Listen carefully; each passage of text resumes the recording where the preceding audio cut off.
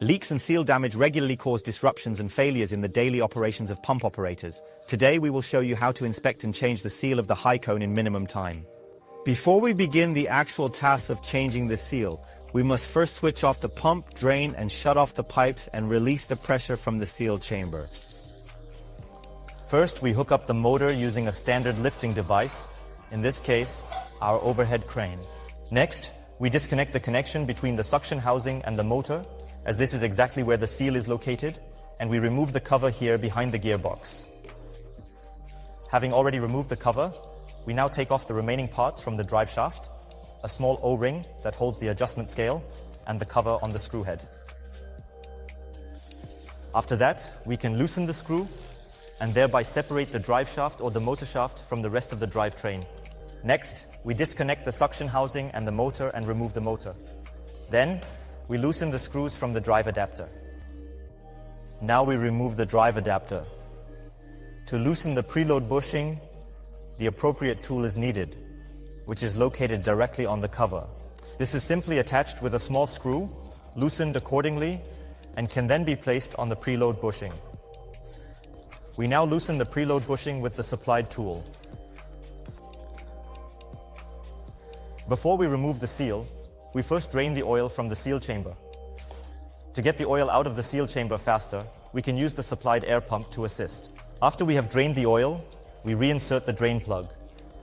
To make it as easy as possible to remove the seal, we first remove the two set screws and then attach our tool, the seal puller, for easy disassembly of the seal. The tool is attached to the seal with two screws. Then, we gradually push the seal out of its seat, using the three provided screws until we can completely remove it at the end. It is very important at this point to also remove the last O-ring that is still in the seal seat. The seal is equipped with a total of 3 O-rings, 3 identical O-rings, which are located at the following positions. Once the old seal has been removed, a new seal is taken and everything is reassembled. Before that, we clean the seal seat. We reassemble the O-ring with a little grease and carefully install the new seal. To finally secure the seal back in its seal seat, we use the drive adapter, place it on the seal, and use 2 screws for fastening. Now we press the drive adapter flange evenly against the seal with both screws and slowly push the seal back into the seal seat.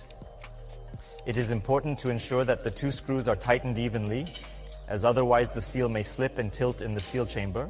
Then we screw in the remaining screws to finally secure the drive adapter. To ensure that the seal is properly preloaded, we use the preload bushing with the integrated mounting parts. To do this, we take the preload bushing with the disc spring, install the spacer ring, insert an O-ring, and reattach the preload bushing to the seal. As with loosening the preload bushing, we now use the supplied tool to secure the bushing and position it accordingly. Afterwards, we apply the torque, which can be found in the operating manual, into the preload bushing and tighten.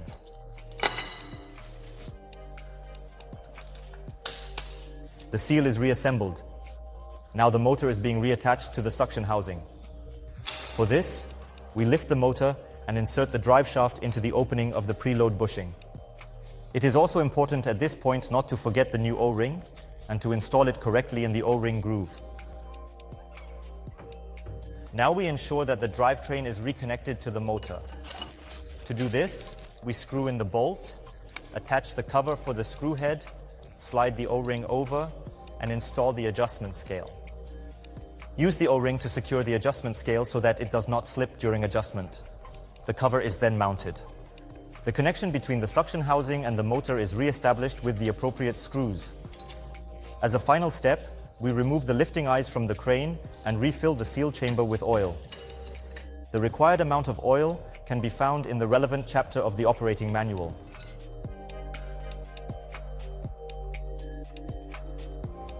Finally, we pressurize the seal container with the appropriate pre-pressure. For this, we use the supplied air pump. The seal is replaced and the pump is ready for operation again. Vogelsang, leading in technology.